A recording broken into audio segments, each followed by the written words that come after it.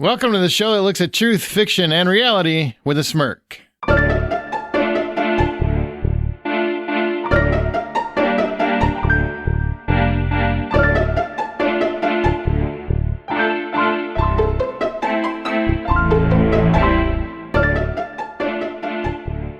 I'm Aaron Peterson.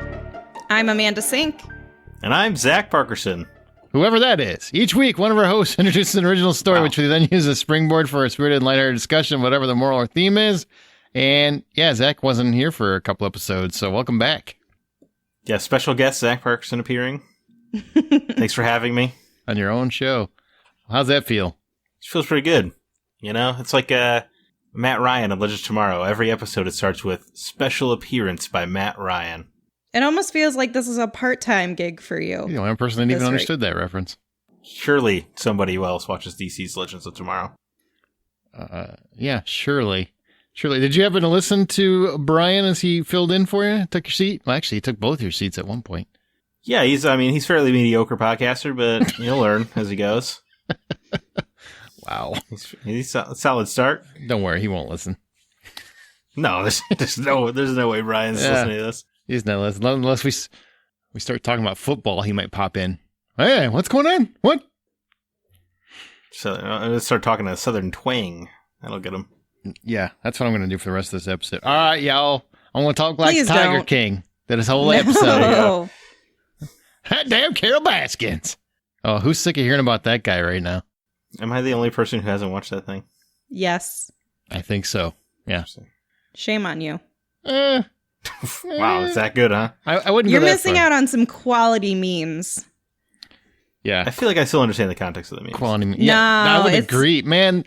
It's so much more wild and crazy when you watch it. I know so many people that have never watched this show and totally can get the memes now because they've been spoiled a lot. It's like when The Mandalorian launched and Baby Yoda was inescapable. I cannot get away from this friggin' tiger dude. Yeah. He's the Baby Yoda of 2020. Tiger King. Huh? That seems like a pretty good summation of 2020, honestly. I feel like that's exactly where we are as a country. Yes. The Yes, Tiger King is our absolutely. Baby Yoda. That's where we're at. That's where we're at. Can't wait for the Funko Pop. All right, man. Well, this week it's your story to lead us. You got to bring it back to Smirk. Let's go. Let's see what you can do. Yeah, I guess, I got to warm back up, right? So, Oh, nice little throwaway Mr. story. Miyagi. Mr. Miyagi? Yeah, I understand that reference. I watched like 3 episodes of Cobra Kai now, so. that's a good what's show. up? It is. I've never seen Karate Kid, though. I don't even understand that, but whatever. I don't know. Someone should give me the DVD someday. Doesn't it make it kind of hard to understand the conflict then? Because you've got one guy who's against another guy and you have no idea why they're against each other? Well, for one thing, I was at this Why panel are we at C2E2. reading the story? Panel at C2E2 2019 hosted by Aaron Peterson, where I really feel like I learned a lot of plot details. Yeah, that's true. Secondly, it's not hard to grasp the plot of kid was bullied by other kid. They have not been able to let go of the anger in a few decades. It's pretty easy to grasp. And an intriguing as whole premise. You know what? It doesn't sound as deep when you put it that way. Feels deeper with 40 years of nostalgia under its belt. No, I did not come equipped with that. Anyway, so Karate Kid, that's what my story is about. Excellent. Who's Absolutely. the real bully in this story? Oh god, don't go down that rabbit hole. Anyway, gather around the campfire. It's time for a story.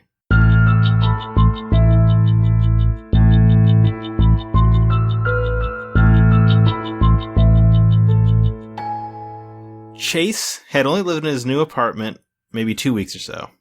Life threw him quite a curveball and he had no choice but to adapt. So he didn't exactly get to choose the greatest place. Sure, it was small, but that was manageable enough. Every night, however, a faint rapping sound could be heard. It seemed to only appear once Chase's eyes were closing for the night. As he lay there drifting to sleep, the noise would happen. Easy enough to ignore at first, but not for long.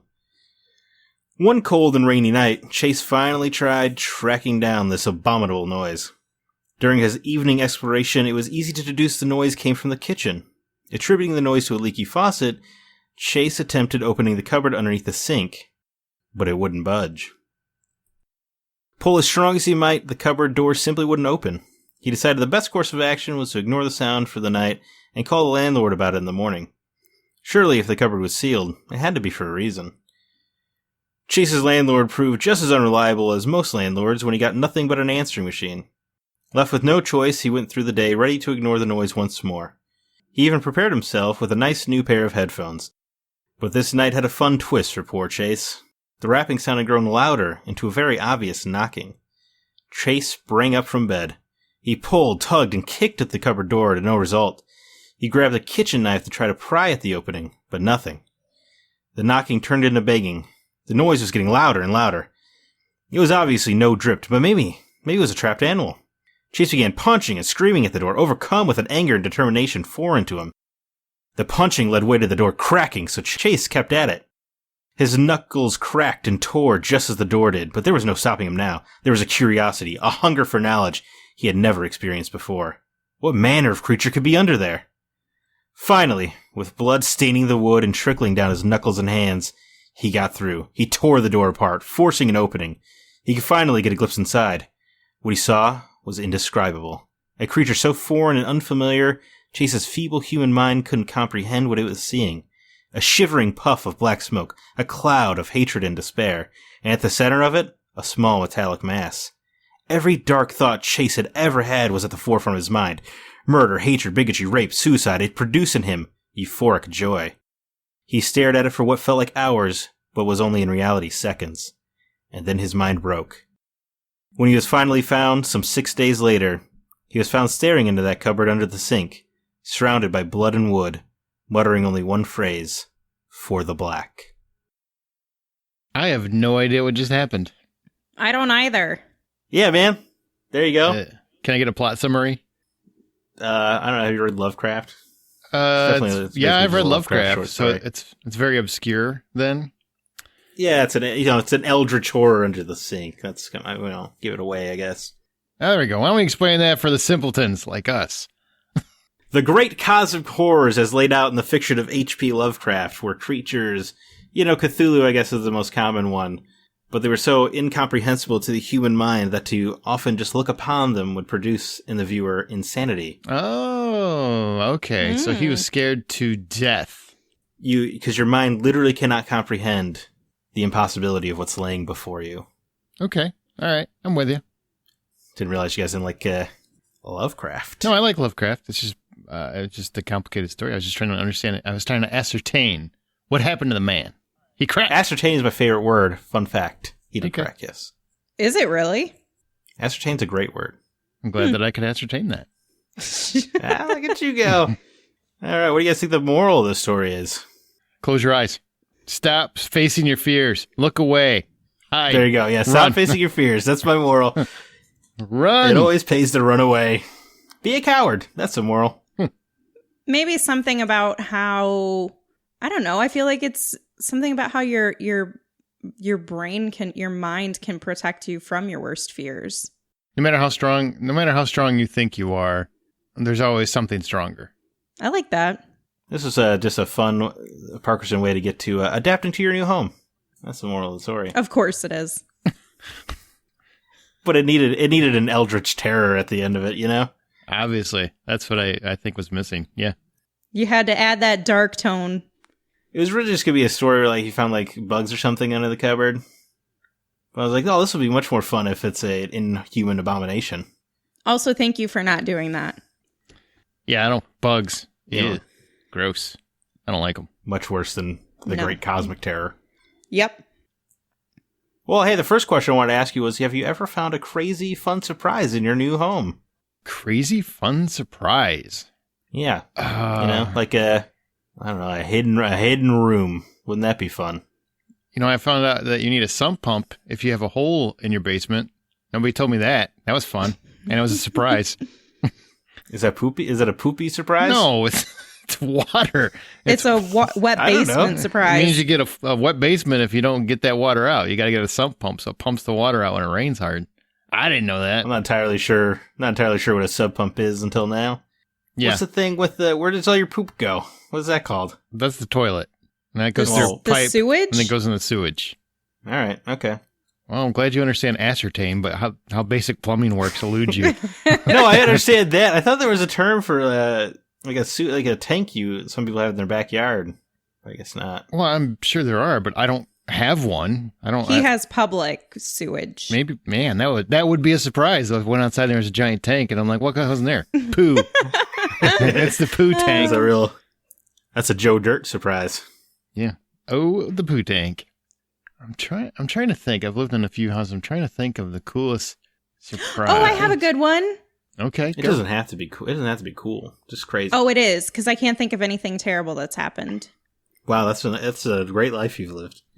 No, I'm just saying, like, I can't picture any homes that I've moved into where it's been like something horribly unimaginable when I moved in. Mm. So I remember when my mother and her husband had bought a new home and I hadn't viewed the home with them. It was just kind of like, okay, we're going to be moving into this house. And it was a really nice house. And I think at some point, you know what, I must have gone to at least one viewing after they made an offer or something. And I asked, they were saying that the appliances come with the house. And I asked if the cat was an appliance because I really liked the owner's cat and the seller, like the house seller's cat. And so when I came into the home to my bedroom and they had moved everything in, thankfully, I guess I didn't get to be part of the moving process. So that's kind of cool. I didn't realize that till just now. And I went into my bedroom and they said they had a surprise for me. And I went in there and the cat was underneath my bed waiting for me. Mm. The sellers literally negotiated their cat into the home purchase. Is that legal? Yes, I guess people have negotiated weirder things, but I didn't realize that was pretty awful deal. Top of list. Feels like that seems inhumane to me. I would sell the house. It's pretty not great from the seller's point, but for me, who was like 10 or 11 years old or whatever, it was like, woohoo! I got the really cute cat I wanted. I'd be like, woohoo! Throwing in a violation of contract. I'm out of this. I don't want a cat. Really, throwing in a living creature as a bartering chip? It seems messed up to me. Hey, do you want our kid as well? That'd really help us out. That'd be sweet. We'll take 10 grand off. If you take Billy. Why? Because he's special. You know what I'm saying? He's special. He's the devil. What's your name? Rosemary. What? I did have a cool, I found and it wasn't a trap door, but my grandparents, I didn't know this until I was grounded once, but they had 2 rooms. It was almost like a clue house because they had 2 rooms that the closet was connected, but the doors were on opposing ends. So you don't know it unless somebody told you, or you actually opened the door, went in the closet and tried to walk. So, I mean, you could actually go in one room in the closet and come out their bedroom. And so I found that out because I was grounded and I was trying to find a way out and didn't know that. Found a way into their bedroom. Got caught faster that I was trying to escape. So it was a great escape. It went very poorly. Yes, it was the great failed escape. But I learned that, wow, that's pretty cool. They got basically a secret entrance into their room or out of their room. It's pretty neat. Pretty good if they have somebody trying to break into their home and kill them. Of course, that's exactly what they were planning, I'm sure. In case wherever somebody breaks in and wants to kill us. Protection is key, Aaron. Yeah, that's true. How does your brain just operate in fear, Amanda? I think so. Yes. Oh, okay. At least she's honest. Cheery. She's like, yeah, that's basically how I live my life. I'm scared of everything. That is true. That is accurate. Yes, it is. Seems like joy. I can think of 2 stories off the top of my head. One is I moved into an apartment and I leaned against the wall. The whole wall caved in. That's bad. That's pretty awesome. That's not great. That's not a good wall. I hope you didn't retain your residence. Or deposit. Oh, I sure did. For the next 2 years, I did. Did you fix the wall? Yeah, it took them 2 weeks, but yes. Well, at least they fixed it. But then also, that wall is against an alleyway where rats are always hanging out. Ew. So every day I was like, is today the day where the rat crosses in? Oh. Did they at least reduce some of your rent? I think they gave me $50 off that month, I want to say. They gave him an extra wall. I mean, really, he came out ahead. An extra wall. He got an extra wall. Not an extra wall. They fixed the wall. You know what? You had a wall. Technically, you broke the wall. They gave you a new wall. That's an extra wall. Optimism. The wall should probably sustain pressure. That apartment later have a pipe break over my bed, and just start crashing like That's disgusting. the neighbor's like sewage water onto my. That's how I woke up. Now you know how plumbing works. I knew how plumbing worked. There's I'm not convinced. somebody knows what I'm talking about. Was that the pipe that was attached to the giant poop tank out back? Wouldn't that be funny? See, I would have learned a great deal that day. Unlearned that lesson. There are those tanks that, like, when you go camping and stuff like that. So I'm sure there are places that have it. I'm sure there maybe trailers have them or something along those lines. I'm sure those things exist. I'm sure it's like just private sewage. Anytime you have private, it's poop tank when it's not public, Like I lived on a little farmhouse for a while, and eventually something backed up, and because of a bunch of like tampons and stuff, and like so poop and stuff was all over the yard. Tisk. Oh yeah, ew, yeah, that's horrible. It happens. So this is why it's very. So what causes that? Disgusting people. That can be city sewage. It can just be people throw wipes away and they're not supposed to. Those aren't flushable, really. As much as you think they are, they're not. Anything that's even if not they say flushable, disposable, not really. It doesn't really break down. Yeah, they say flushable though. I think there's a study on the flushable wipes. They are not, in fact, flushable. Well, there's some that are not flushable. Like they don't say they're flushable, this. and then there's others that say they are flushable. I don't know how we got here. I'm pretty sure the flushable ones have been proven false. Oh, well, that's unfortunate for the plumbing that they do I've break used. up. They break up over time, but not fast enough that it makes a difference. So, what was the other experience? Hang you on, had, I learned Zack? I learned something very important from this episode already. If you happen to be looking for real estate and you're looking to buy something new, there's a distinct difference between pootie tang and poo tank. So make sure you're reading it correctly. That's all I got to say. That was such a lame joke. I'm a was little real bad. disappointed in you because you're normally like on par. I could retract it, but I'm not going to. No. Just leave it Yeah, because it was absolutely. bad You know enough what? to make everyone else laugh. I dropped it like it's hot. Someone laughed at that and said, I was thinking pootie tang when you said poo tank too. Dropped it like it's hot. There you go. That's a nice 15-year-old reference. You're welcome. Yeah. Talk to the hand. Wow. The other one, and Amanda's going to love this, is when I lived in an apartment for several months and then decided we were going to rearrange the kitchen. So we were moving the fridge from its corner to the other corner. Oh, God. This is And bugs. underneath the fridge is, probably 20, 30 cockroaches underneath the fridge. No. Yeah. Nope. I literally have It's my feet off the pretty- ground right now. Ew. It's pretty dope, let me tell you.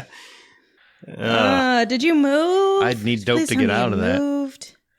No, I didn't. You don't. What? You don't just. Man, do you think I have the kind of money to just drop mid-lease and be like, well, it's time for a move? These are such No, but white No. you people could just solutions. negotiate These are such and say, first I'm world going to solutions. sue you for inhumane living Sue them. standards. Man, you have never really been poor, have you? I'm telling you. I've never lived in a place that had cockroaches or collapsing walls. Correct. You're right. I have not. That is what poor is. You know what, Amanda? Yes. That leads into a tremendous question. Have you ever hated somewhere you've lived? Just because of... The coffee, I mean, I've- coffee wasn't hot enough. No, I don't drink coffee. I liked it, except it only had 3 sun-facing windows, and I really wanted 4, so I couldn't stand it. My No. butler did not buttle fast enough. There You know, was he would this serve house. English breakfast tea, and I like Earl Grey. Son of There a was this bitch. house that I lived in for a couple of years, and it had a lot of good perks. I mean, it was just a rental, and it wasn't anything fancy by any means. It was quite small. And I mean, you could get an apartment probably bigger than this house, but you also couldn't use the basement because the windows did not have proper, I don't know what it is, like they just didn't have a good seal around them. And so whenever there was a really big rainstorm, water would flood the basement. And so that was fun to lose some of your belongings in that beginning. And then we also had like a lot of, because it was a corner house across from where they would have this annual fair festival thing. And so we would like have a lot of fights in our Renaissance front fair yard. or something? No, just like it was like a Memorial Day fair Oh. sort of thing, like a festival for that weekend. And it always resulted because we were directly across the street where traffic would cross to the other side. And it was a corner house. And there would always be like probably 50 people each year with a bunch of fights and guns on our front yard, and that was not great. And the house overall was a little bit small, and so that sucked. But yeah, that one wasn't my favorite. Okay. Yeah. Let me take a crack at this one, Zach. So the 3 days, roughly, that you suffered in that one house, that was my everyday for about 13 years, because we lived across the street from the projects. So, yeah. Yeah, I've lived that place. Although I had a lot of wonderful memories there, it was still... Are you talking about the cockroaches thing? No, I'm talking about, like, your Memorial Day or whatever holiday thing that you're talking about, festival. Oh, where you had well, I mean, I 50 lived people in a comes pretty to- not great area, so it wasn't just that weekend, but it was the worst that weekend. Well, I'm saying that weekend was every day. That's what I'm Yeah. saying. So that I literally had to watch a woman overdosing on heroin and try to save her life as her boyfriend ran away. So it wasn't great area any time of year. The trick there is, hey, come back. No, he was dumb. He ran into her house. He hid in her house. He left her. She fell on my lawn. You don't know what relationship problems they were having that day. Yeah, Maybe she used all the heroin, and he's like, "That was It's supposed to I be- saved all year for this weekend, and you just took Babe, all of it." That was our heroin, baby. Our heroin. Anyway, it was really sad. She did live, just in case anyone was wondering. It was weird because her family was kitty corner across the street at this pool, and they happened to see her. It was very weird, or they were stalking her. I'm not sure. And so they came over as they saw her with like a bunch of people, and we were calling 911 and doing chest compressions and stuff. It was weird. No, see, you should just stay inside and say, "Not my problem." No, you can't do that. I will tell you Don't another get fun involved. surprise. I'll tell you another fun surprise from a place I lived. When we finally got out of there, and my grandparents stayed there until they passed away, but my mom eventually got us a different house somewhere else. And when we moved in, we finally got a house, first house she ever bought and everything else. And we had this neighbor that lived in the alley, right across the alley behind us. Nicest guy ever. We were friendly with him. He was a handsome fella. My mom, I think, had a little crush on this dude. And he was a very great guy. He was fun to talk to. He owned a car dealership and all this stuff. One day, I come to find out there are like 20 cop cars at his house, right? So we're all like, oh my God, he's dead. He lived with his mom. We're like, he killed his mom, or his mom killed him. I don't know what happened. Nope, he was one of the biggest drug dealers, shipping drugs through cars, through his dealership. Nice. It was awesome. I mean, bad for him, That's pretty cool, man. but it was a fun surprise. Yeah, Walter White in your neighborhood. Yeah, we did. It was actually pretty. Wow, that's top notch. Mm-hmm. Had some narco shit going on in my neighborhood. I was going to say, it kind of feels like you're a little, like this podcast has turned a little bit into promoting drugs for a few seconds, or at least drug dealing. No, I think they're all very, very bad. I'm just saying that guy kind of got an edge to him I didn't know he had. And I'm like, whoa. And then when he was getting arrested, I mean, he was getting in the car and they were putting him in. And he's like, hey, what's up, Aaron? Like, whoa, don't nod at me. What are you doing? There's cops everywhere. I don't touch that stuff. You should have just pointed at you and be like, that guy right there. Yeah. That's pretty funny. I guess for me, studios suck. But when I first moved to Chicago, that apartment where the ceiling caves in and the walls can't stand any weight, that sucked. Well, pretty much standard Chicago living is very much studio apartments, right? They're very small. They're extremely expensive. The price makes no sense. No, not really. I mean, you're thinking downtown. You get to the neighboring areas. You can get some pretty affordable stuff, relatively speaking. Not by Rockford housing standards or anything, of course, but Yeah, I feel like that, what you're talking about is affordable Chicago living is like, oh, it's only $1,400 a month for 600 square feet. I don't That's know what 600 great. square feet means. Not gonna lie to you. Bigger than a studio apartment. That's a comfortable Sure. studio apartment. It depends, depends on your neighborhood. Whatever the case is, typically there aren't any Cthulhu gods. Not always. You can never be sure, Aaron. Yeah, I assume not. Okay, there were plenty of horrible homes my mother took us to growing up, but we weren't in those probably longer than 9 months anyway because we moved so often. I feel like this is a get to know Zack episode. No, that was short. That was brief. We did live in these wacky horseshoe apartments. Like they were shaped. The building was shaped like a horseshoe, and all the neighbors were constantly interacting. And there was this guy Jeff next door, and every single day he told me, he's like, I was gonna say, was there like a courtyard or something? Is that what you mean when you say a horseshoe? Yeah. Okay. Right, there's like a little central area, and there were all these the apartments were terrible. They were studios, except it was like me, my mom, and my two brothers every weekend. Mm-hmm. It was awful. But there was this neighbor guy Jeff. Every single day, if he saw you, he'd be like, "Hey, you want to go fishing?" And you'd be like, "No, I got school." And he'd be like, "Well, just so you know, I got a boat in my backyard." Every day he would tell you, "I got a boat in my backyard." Hey, I was thinking about taking out the boat in my backyard. He had to tell you it was his backyard every single day. It was utterly bizarre. Every day? I love that guy though.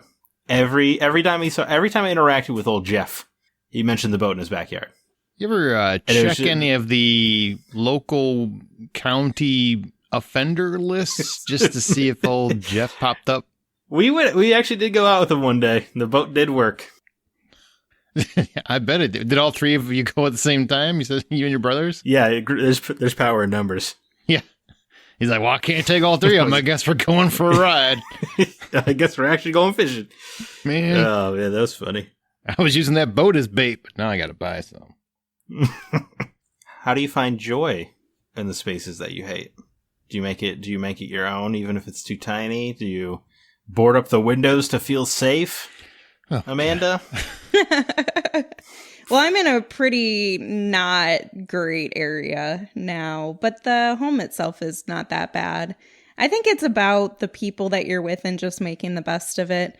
You have to try to put your own vibe, or I don't know, your style or something in the house, and just try to do what you can with it. And I don't know, make sure you have a loaded gun in the cabinet next to your bed. That's just dramatic. In case. You never know.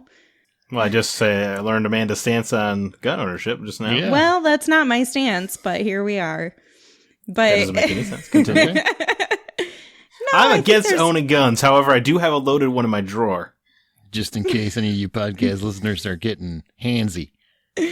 But there's different things you can do to try to make it your home. And I think if you continue to try to save up, you can get something that is more you and in the area you want it to be, and doesn't have cockroaches or whatever it is.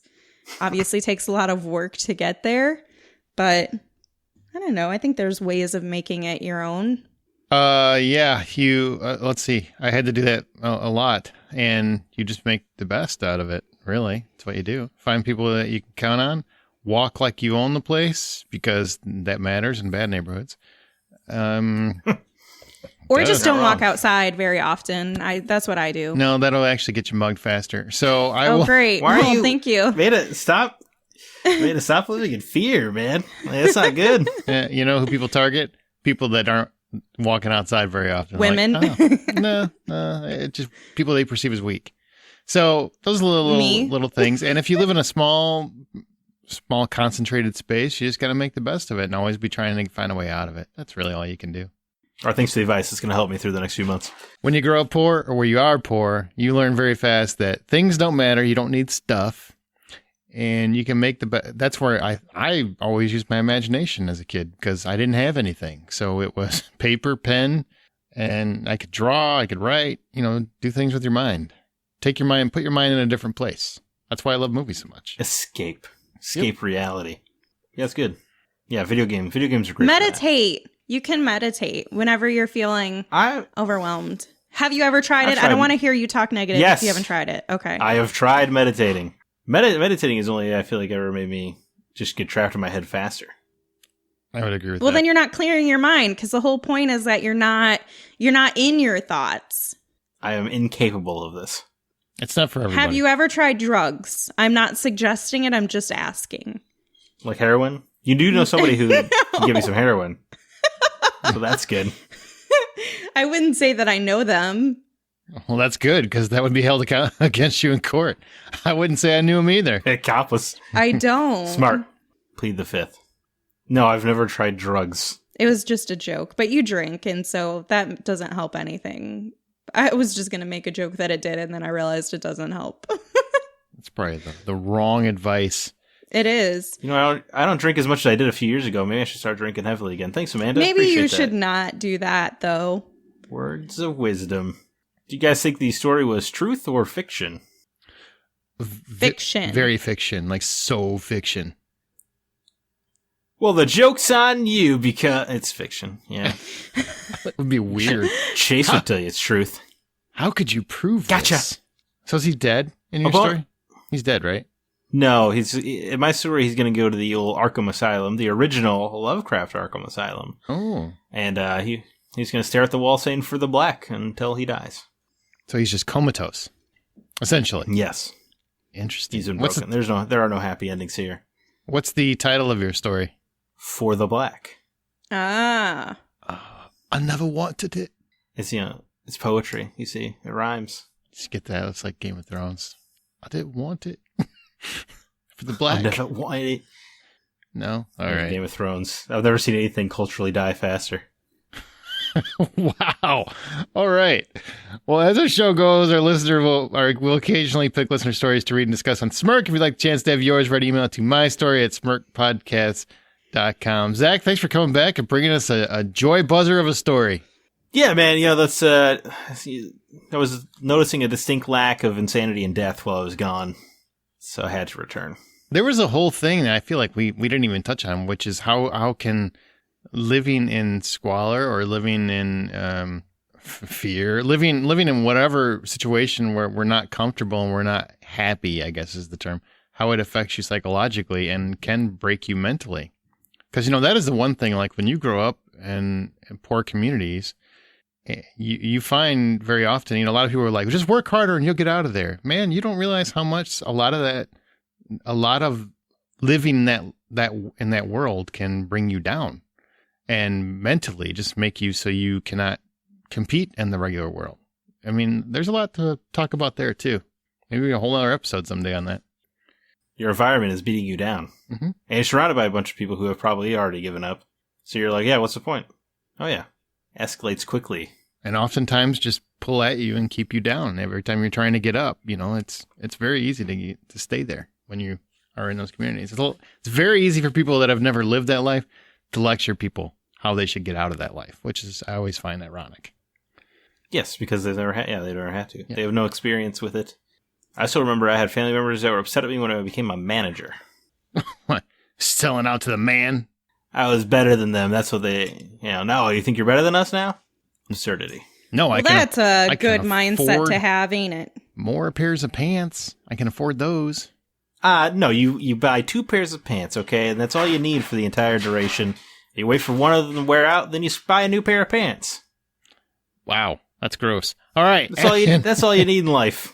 I don't even want to see what your underwear drawer looks like. And if you like Smirk, please share this episode on your social media outlets. Join the conversation by going to our Facebook group. Follow us on Twitter at Smirk Podcast. Be sure to use the show's hashtag Smirk. And be sure to subscribe on your podcast app of choice. Check out our website, smirkpodcast.com. As you write your own life story, always remember to tell it with a smirk.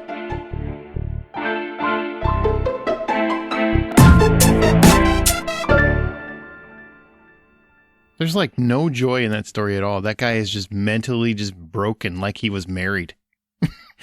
Damn. Truth. Just kidding. Married people. Truth and fiction. Triction! Stop. No!